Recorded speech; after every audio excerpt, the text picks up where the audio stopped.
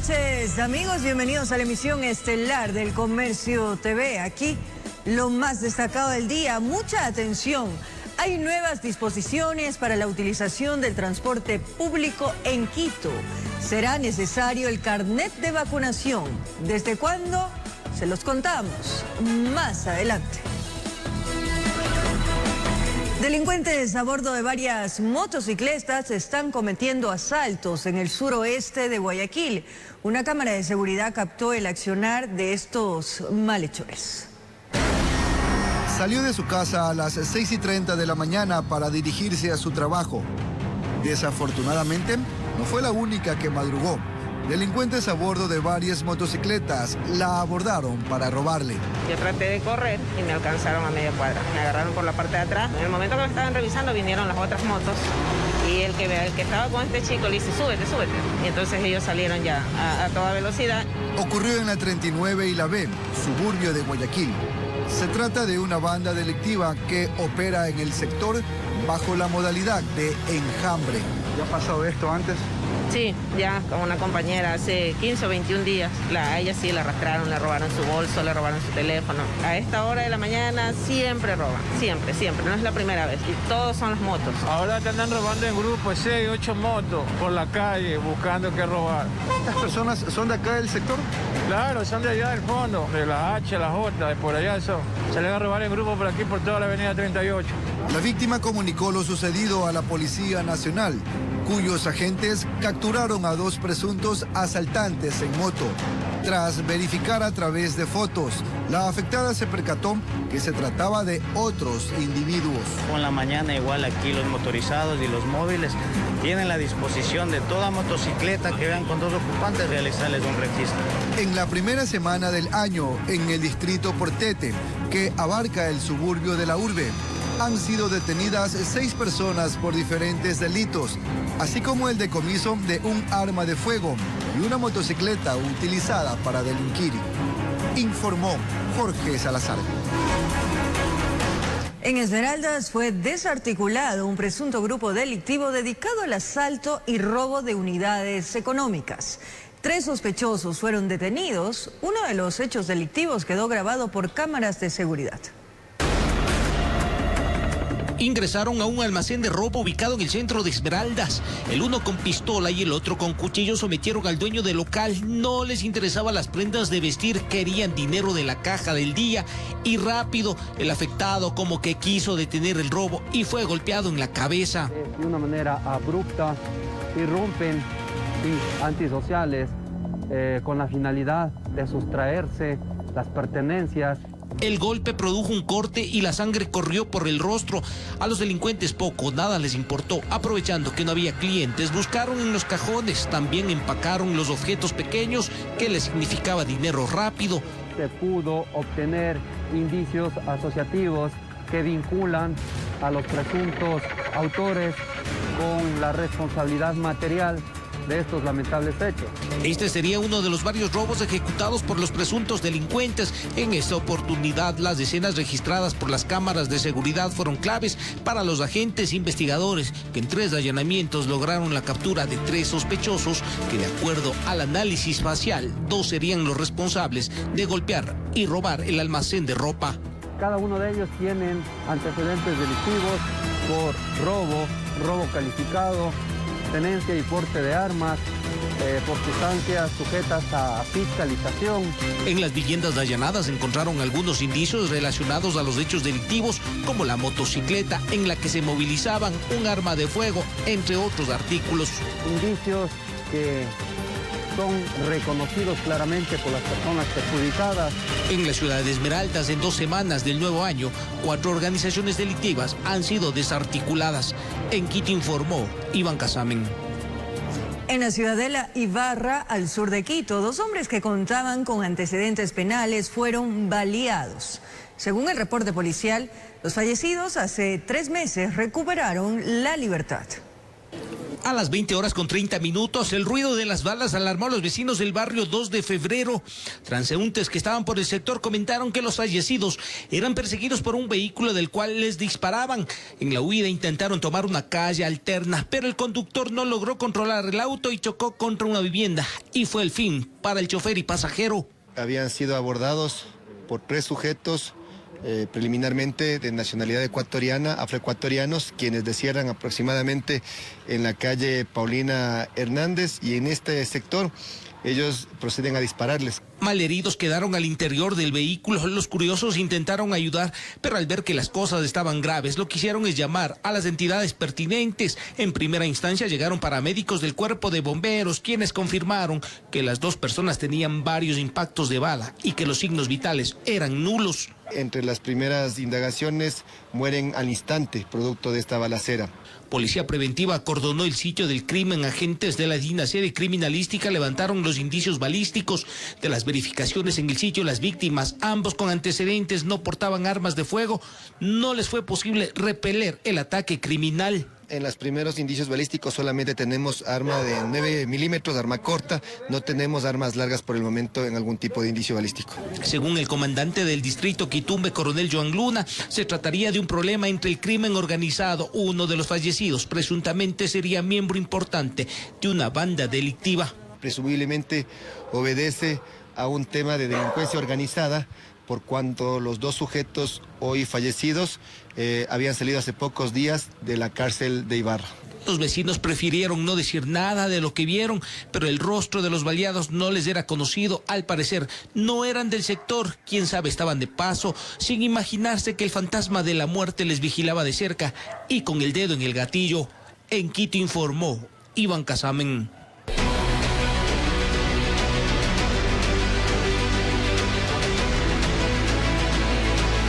Atención, desde el 22 de enero en Quito, quienes no porten el carnet de vacunación serán impedidos de ingresar o viajar en las unidades de transporte público. El documento será revisado de manera aleatoria. Además, se mantienen las multas para quienes no usen la mascarilla. Finalmente se definió este jueves qué pasará con el carnet de vacunación en el transporte público, escolar e institucional del Distrito Metropolitano de Quito. Este será obligatorio o no para ir en los buses. La autoridad responde. En primer lugar, se establece la obligatoriedad de controlar de manera aleatoria la portabilidad del certificado carnet de vacunación actualizado. Así es, serán los controles de manera aleatoria en puntos estratégicos. Es importante precisar que no habrá sanción para la persona que no porte el carnet. Será entonces la socialización de la medida durante 8 días y desde el 22 de enero se aplicarán ciertas restricciones que usted deberá cumplir. Se le va a pedir al ciudadano, una vez pasados estos 8 días de concientización, que por favor abandone la unidad o baje de la unidad, en este caso por no cortar o no cumplir con esta norma, y él o este ciudadano obviamente va a tener la opción de utilizar otros tipos de transportes. Ahora que es importante señalar que sí habrá sanciones para quienes en el interior de la unidad no utilicen la mascarilla. Multas del 25% del salario básico unificado. Es decir, $106. En el caso de las operadoras de incumplir con las normas de bioseguridad, pueden incurrir incluso en una sanción de hasta 4 salarios básicos unificados. Del mantener las ventanas abiertas, o en caso de que las ventanas lo puedan hacer, algún otro sistema de ventilación como claraboyas o escotillas. También el tema de aforo. Se trabajará con la AMC y AMT para definir los sectores estratégicos y de acuerdo a eso se dispondrá el personal para el control necesario. Informó Marilyn Carmilla.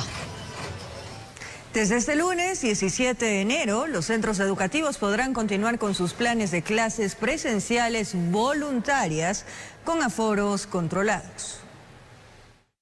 Tras el análisis de la situación epidemiológica actual del COE nacional y cantonal, la ministra de Educación, María Brown, hizo el anuncio. El plan de retorno progresivo a la presencialidad de manera voluntaria a partir del 17 de enero. En escuelas y colegios en cada nivel educativo hayan alcanzado o superado el 85% de la población vacunada con esquema completo, es decir, la población estudiantil y de docentes, recobramos pues ese aforo de 2.25 metros cuadrados de área por persona. La ministra de Salud, Jimena Garzón, admite que la variante Omicron rompió los esquemas previstos para la inmunidad comunitaria y es que se registra un alza considerable en estos días de enero. Posiblemente al final de esta semana vamos a aumentar y vamos a terminar con más de 20.000 casos. Entre tanto, las cifras de contagios en Guayaquil. 600 confirmados a diario y subimos de la semana pasada esta de 5 a 10 muertos por día. 10 muertos por día.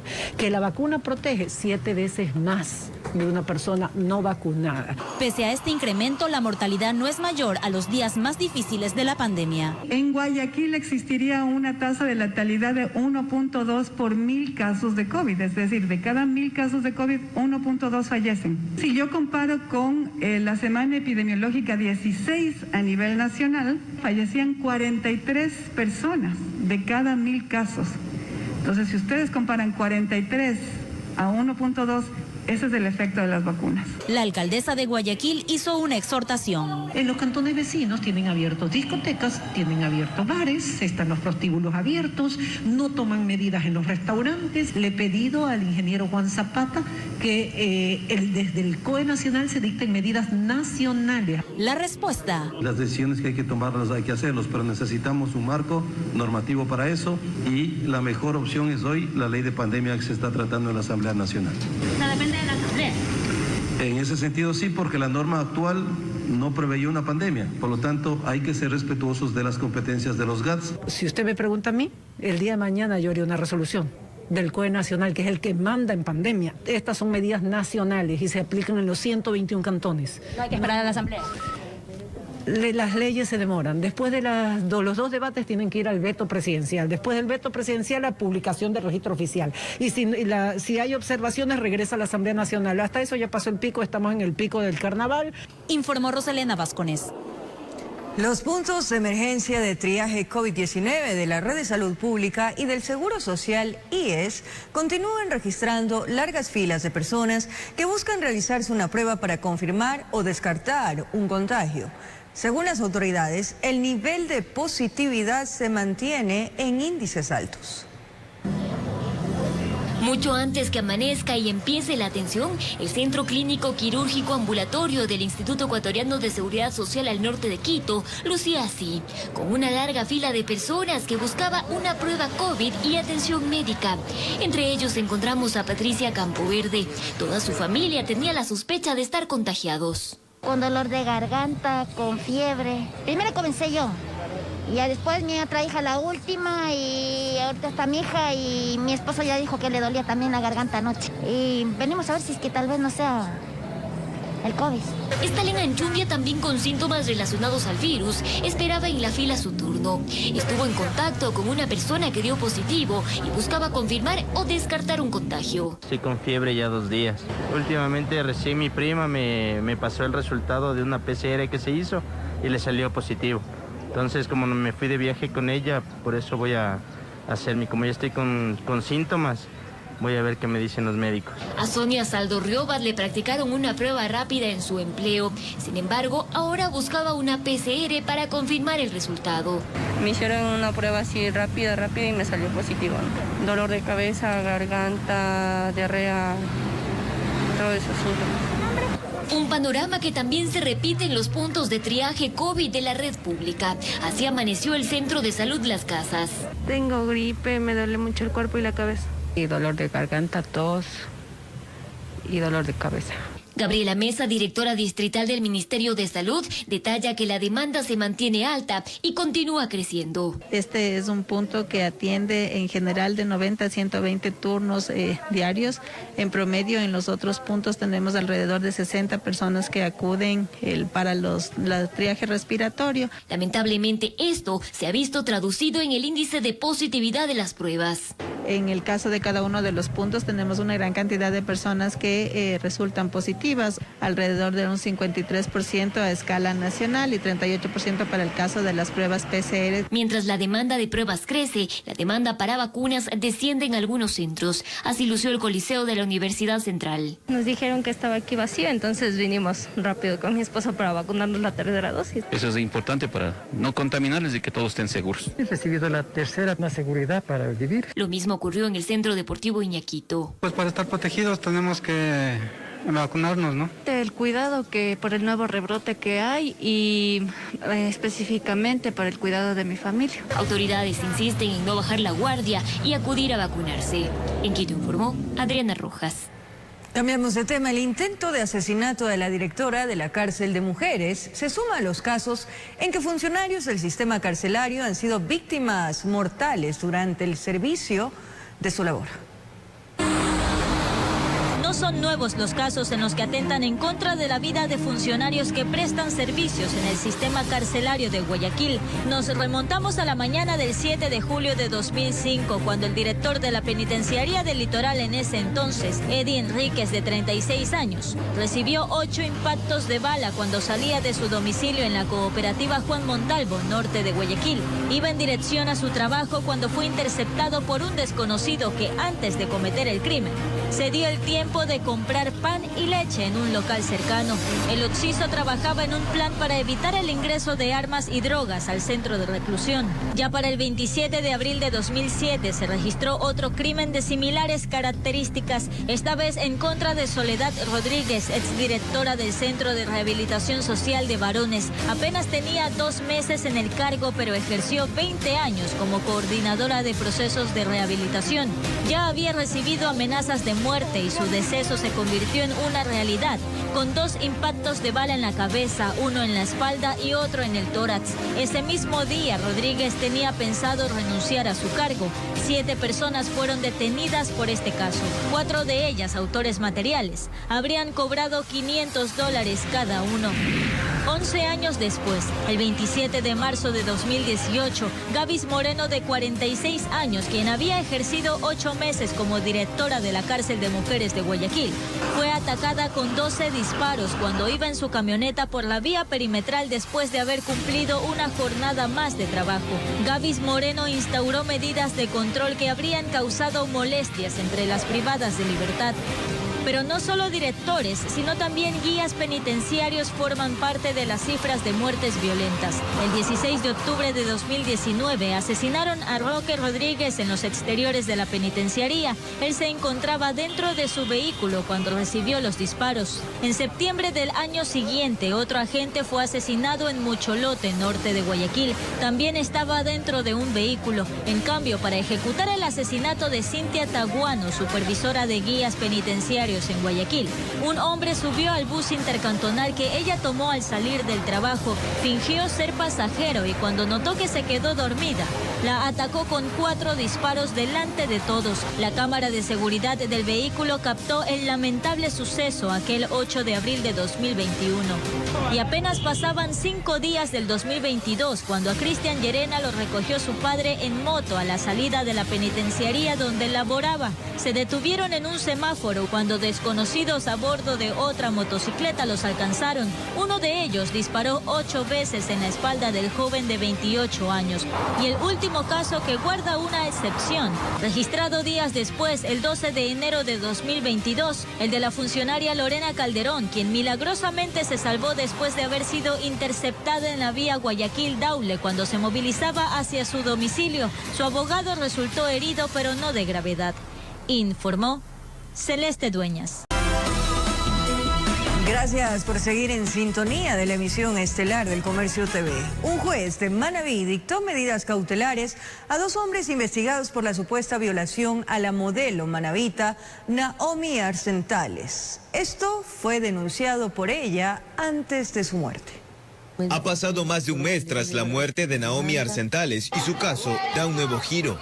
Esta vez, un juez de Manabí dictó medidas cautelares contra 2 empresarios quevedeños, quienes supuestamente habrían agredido sexualmente a la modelo manabita durante una fiesta en agosto de 2021.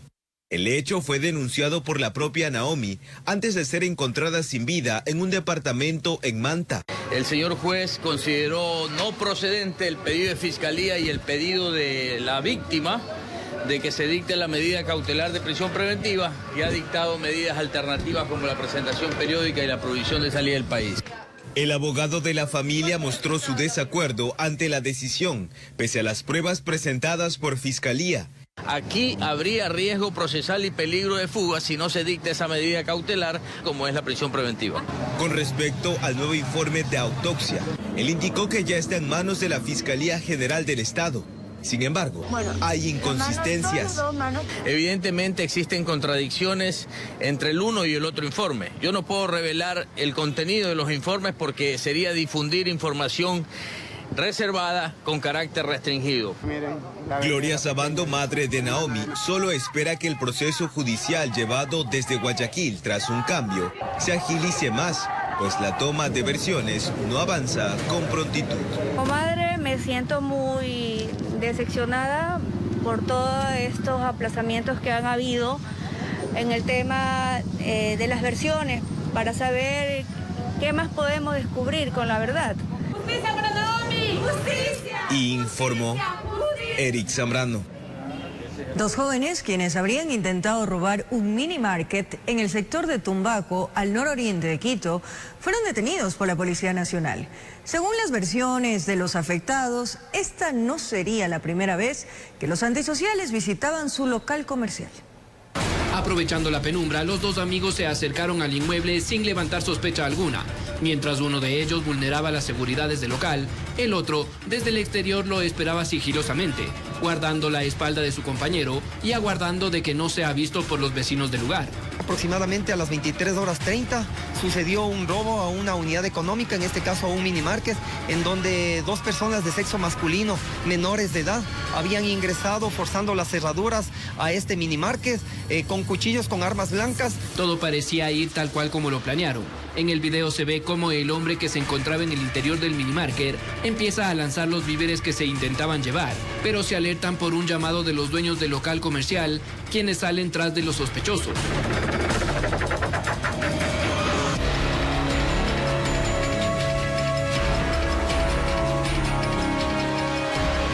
Los ciudadanos inmediatamente notificaron a la policía del distrito Tumbaco del hecho, quienes junto a la comunidad pudieron detener a los individuos.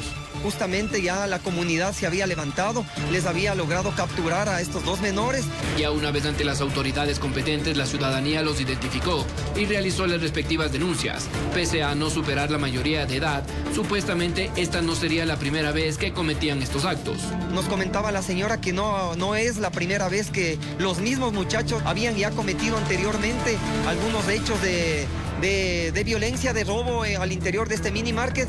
El día de hoy ya se dio la audiencia de flagrancia en donde la autoridad competente le dictamina 30 días de medidas socioeducativas con régimen semiabierto, los mismos que van a cumplir en este caso en el Virgilio Guerrero. La Policía Nacional destacó el trabajo y coordinación que lleva con la comunidad, con quienes mediante chats, botón de pánico, alarmas comunitarias y puntos seguros han implementado estrategias para darle una dura pelea a la delincuencia. Informó Mauricio Sánchez. Subametralladoras y fusiles son armas largas utilizadas con más frecuencia por los miembros de organizaciones delictivas en nuestro país. Esto se ha podido evidenciar en algunas muertes violentas registradas en la ciudad de Guayaquil. La mayoría de estas armas ingresan por las fronteras terrestres de Colombia y Perú. Solamente fueron dedicados a matar nada más. Fueron armamentos de alto calibre. ¿Para qué? Eran estilo ametralladora. Que delincuentes y criminales detengan armas de largo alcance pasó de ser un hecho aislado a una realidad cotidiana que ellos tampoco quieren ocultar.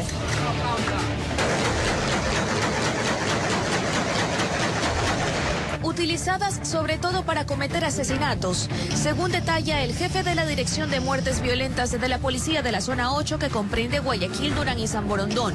Por los indicios en los sitios donde han ocurrido estos hechos, se puede decir que ya hace algún tiempo dejaron de usar armas cortas como revólveres o pistolas. Se encontraba, entonces se podría establecer de que se estarían utilizando también armas semiautomáticas en estos eventos delictivos. Como aquel 29 de diciembre del 2021, cuando mataron a un hombre en un centro comercial de Guayaquil.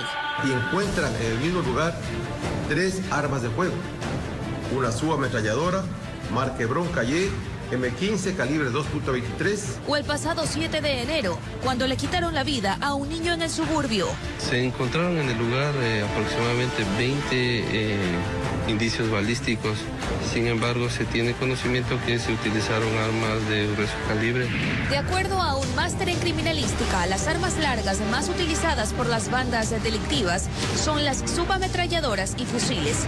Por ejemplo, una subametralladora de calibre 9 milímetros. ¿Qué significa? Automática que cuando usted jala el gatillo, sale en ráfaga todos los proyectiles.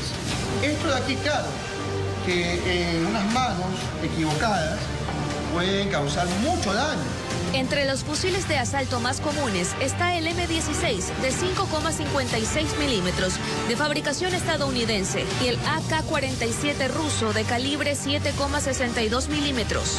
Fusiles manejan un calibre mucho más grande que va desde el 5,45 hasta el 7,62, que realmente son fusiles de alto impacto que pueden atravesar inclusive hasta paredes, generando realmente un alto poder de penetración. En territorio nacional, su tenencia y porte para cualquier persona natural está prohibido, salvo ciertas excepciones para empresas de seguridad móvil o deportistas con armas largas de competencia. En cuanto a la policía, Sí, no son usadas normalmente en lo que tiene que ver actividades operacionales de ciudad. Sí, nuestro despliegue también está enfocado a la interdicción en vías principales, en vías secundarias, donde que hemos visto ya y hemos tenido ya resultados positivos en la aprehensión y decomiso de estas armas de fuego y de la munición también, que es importante. Entonces la pregunta: ¿por dónde ingresan hasta llegar a manos de estas organizaciones criminales, inclusive a los centros penitenciarios del país? El ingreso ilegal de estas armas se la podría realizar por frontera, tanto la frontera terrestre, la frontera marítima o tal vez en vuelos clandestinos. Informó Adriana Peralta. En otro ámbito, preocupación existe en el Consejo de la Judicatura porque la Corte Constitucional podría declarar la inconstitucionalidad de la medida preventiva de suspensión, mecanismo que se aplica a funcionarios judiciales involucrados en procesos penales o disciplinarios. El Consejo de la Judicatura ha fijado la mirada en la Corte Constitucional, ya que un fallo suyo le podría poner en apuros. ¿Recordamos el caso del sorteo del exalcalde Yunda? Pues también aquí, juezas, jueces, servidores judiciales, secretarios, ayudantes, fueron separados del servicio de justicia temporal y provisionalmente. ¿Recordamos el caso de Naomi Arcentales? Pues ese fiscal también ha sido separado temporalmente de sus funciones. María del Carmen Maldonado, presidenta de la Judicatura, trajo a la memoria algunos casos en donde se aplicó la medida preventiva de suspensión, como le faculta el Código Orgánico de la Función Judicial. ¿Por qué es necesaria esta medida? ¿Y por qué sería un desacierto retirarla? Porque nosotros necesitamos separar al funcionario para que él pueda, en un proceso seguramente penal o al menos disciplinario, defenderse sin estar en condiciones de poder influir en otros servidores, siendo todavía y estando al lado de otros servidores judiciales que tengan el poder de decisión sobre él. La Judicatura en el 2019 emitió 5 medidas de suspensión, en el 2020 8 y en el 2021 16. La Asamblea Nacional, en las reformas de diciembre de 2020, a esta medida le agregaron que sea sin remuneración, porque antes lo que decía la gente era vacaciones pagadas. Pero ojo, si es que el servidor no es sancionado y se ratifica su inocencia, se le pagan las remuneraciones que apenas por 3 meses se le suspendieron. La Asociación Ecuatoriana de Magistrados y Jueces, a la espera que se declare la inconstitucionalidad. Muchos casos que ha existido aquí en el país, se ha determinado que al final no tenían razón y que fueron sancionados, destituidos incluso en muchas veces, sin lugar a tener un derecho a la defensa y en forma arbitraria. ¿Esto a qué conlleva? A que después se presenten acciones en contra del Estado ecuatoriano, tengamos que pagar indemnizaciones. Se recomienda aplicar otras opciones, como reubicarle en funciones, sin ser suspendido, informó Héctor Romero.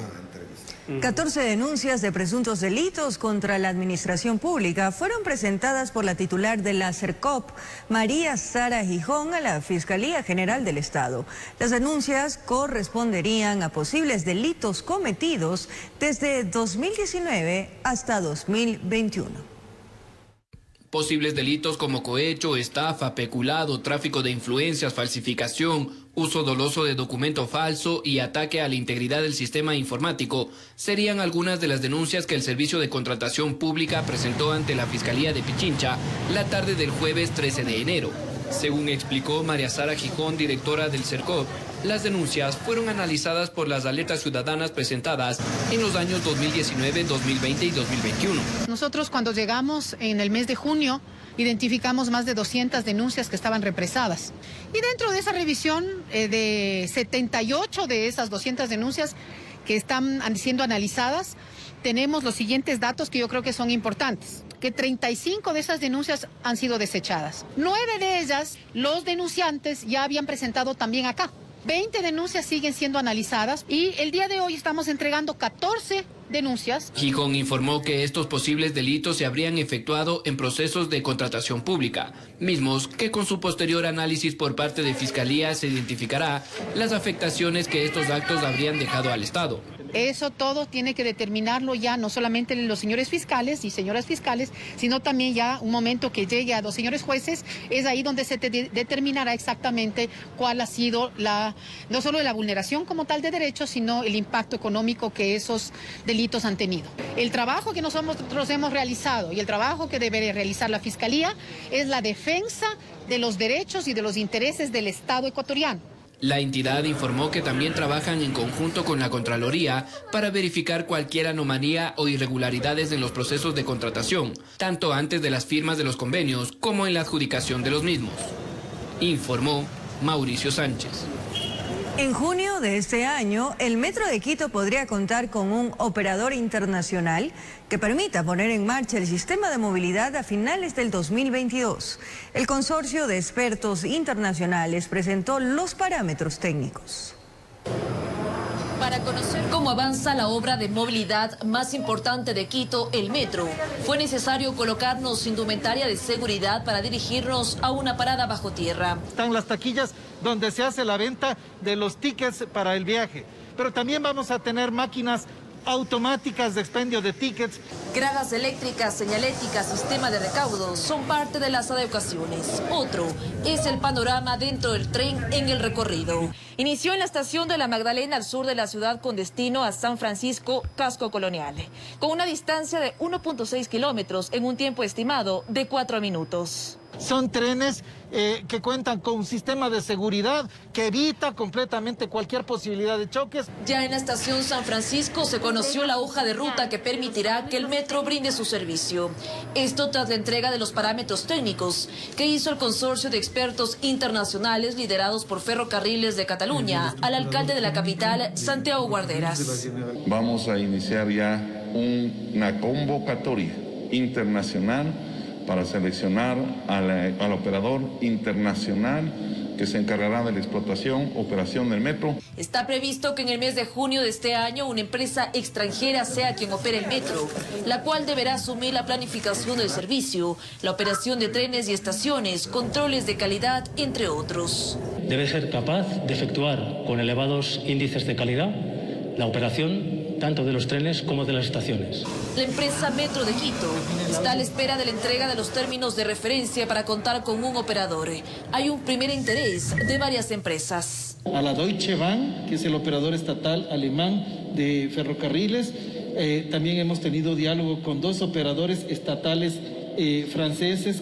Está previsto que el metro inicie su operación comercial a finales de 2022, informó Priscila Cadena.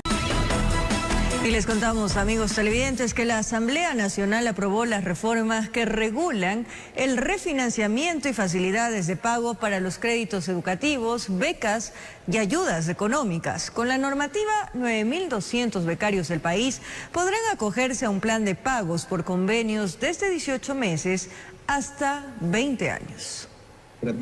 Con 116 votos a favor, la Asamblea Nacional ratificó las reformas al Código de Ingenios, que busca regular el refinanciamiento y las facilidades de pago en becas, créditos educativos y ayudas económicas para 9.200 deudores en una cartera que bordearía los 64 millones de dólares. Vamos a establecer con esta ley condiciones que permitan liquidar los contratos de becas que mantienen abiertos por varios años en Cenecid y que se centran en aspectos burocráticos y no en el cumplimiento del objeto del contrato, que es la obtención del título financiado con la beca. El asambleísta César Ron expresó que el objetivo de la ley busca generar facilidades de liquidación de la deuda bajo un régimen especial que permita a los estudiantes acceder a convenios de pago y así combatir las graves sanciones de inhabilidades financieras por el incumplimiento de la misma. Esta Asamblea Nacional tiene que hacerse eco a esta situación dura, difícil de nuestros jóvenes y ayudarlos, apoyarlos. Manuel Medina, presidente de la Comisión de Educación, explicó que en la normativa se establece una tabla de facilidades de pago que permitan liquidar los contratos actuales.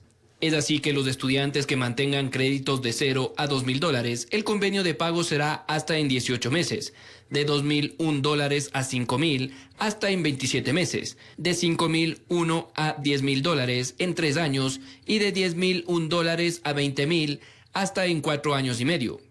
También permite combatir las graves sanciones e inhabilidades generadas por el incumplimiento de pago de créditos educativos, becas y ayudas económicas. A su vez, según la normativa, ahora los estudiantes necesitarán únicamente su título debidamente registrado en el Cenecid que demuestre el cumplimiento del objetivo del crédito para comenzar el proceso de liquidación del mismo, y aplicará tanto para aquellos créditos que se otorgaron antes de la fecha de promulgación de la normativa como para los que entren a regir a partir de la misma. El pronunciamiento del legislativo será enviado al registro oficial para su publicación y entrada en vigencia de manera inmediata. Informó Mauricio Sánchez. El presidente Guillermo Lasso firmará un decreto para la ampliación de la Reserva Marina de Galápagos. 60.000 kilómetros cuadrados se sumarán a las áreas protegidas. Colectivos apoyan esta decisión que busca la preservación de las especies amenazadas. El anuncio lo hizo el presidente Guillermo Lasso meses atrás, en una conferencia de las Naciones Unidas sobre el cambio climático, y este viernes firmará un decreto que oficializará la ampliación de las áreas marinas del archipiélago, con la creación de una nueva reserva que tendrá una extensión de 60.000 kilómetros cuadrados, que se sumará a los 138.000 kilómetros que ya cuenta la actual área protegida.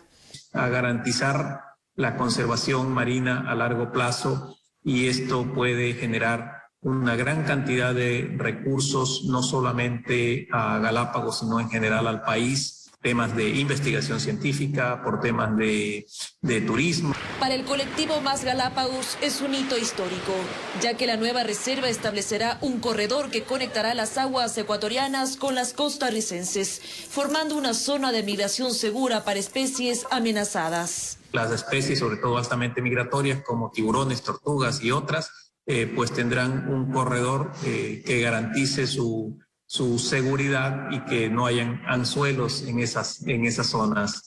Este paso que da el Ecuador, según los entrevistados, limitaría la pesca indiscriminada en esta zona, habitada por un 95% de especies únicas, iniciativa a la que se han sumado otros países de la región. Costa Rica, Panamá y Colombia. El interés que tienen ellos de ampliar esta zona y así proteger toda un área muy importante que es la parte nororiental del Pacífico. Exhortan a que se refuercen los controles por parte de la Armada ecuatoriana y otros organismos. Recordemos que el año pasado varias flotas pesqueras chinas se acercaron a las Islas Galápagos. Los drones y la vigilancia satelital que permitirá controlar mucho mejor el estado de las cosas, a lo menos en el área que el Ecuador ya ha declarado. En este contexto, a la firma del decreto asistirán mandatarios, exmandatarios y cancilleres de Estados Unidos, Colombia, Panamá y Costa Rica, informó Priscila Cadena. Durante las 2 primeras semanas del año 2022 se registraron más de 100 accidentes de tránsito. La principal causa de los siniestros es el exceso de velocidad. La Agencia Metropolitana de Tránsito realiza operativos de control en las rutas rápidas de la capital. Varios factores inciden en el incremento de accidentes de tránsito en Quito. El irrespeto a las señales de tránsito, el consumo de alcohol, las calzadas mojadas por la inclemencia climática y en especial el exceso de velocidad. Esta causa solo en la Ruta Viva ha dejado un centenar de infracciones registradas durante las primeras semanas del año. En el mes se registran de 25 a 33 citaciones realizadas por exceder los límites de velocidad fuera del rango moderado y por exceder los límites de velocidad dentro del rango moderado, 3.000 a 4.000 citaciones diarias, mensuales. Como consecuencia existen cifras alarmantes de accidentes de tránsito que superan los reportes de años pasados. Se han registrado aproximadamente 102 accidentes de tránsito en lo que vamos desde el 1 de enero hasta el 11 de enero de este año. Esto pese a los operativos constantes en donde se evidencia la falta de respeto a la autoridad. Al ver los controles, algunos conductores aceleran, poniendo en riesgo a toda la comunidad. Pese a ello, la mayoría de ciudadanos asegura estar conformes con la vigilancia. Muy perfecto sobre igual la delincuencia, de que hayan personas que circulen igual sin documentos. Es muy bueno, muy bueno. Se parece muy bien que estén haciendo eso porque por seguridad de las personas mismas. Para la seguridad nuestra misma. En un solo operativo efectuado en la Ruta Viva desde las 6 hasta las 8 de la mañana, se contabilizaron 15 sancionados, en su mayoría por no portar la licencia de conducir. Informó Sofía Vintimilla. Gracias por su cariño, compañía, pero sobre todo esa fiel sintonía. Un abrazo grande.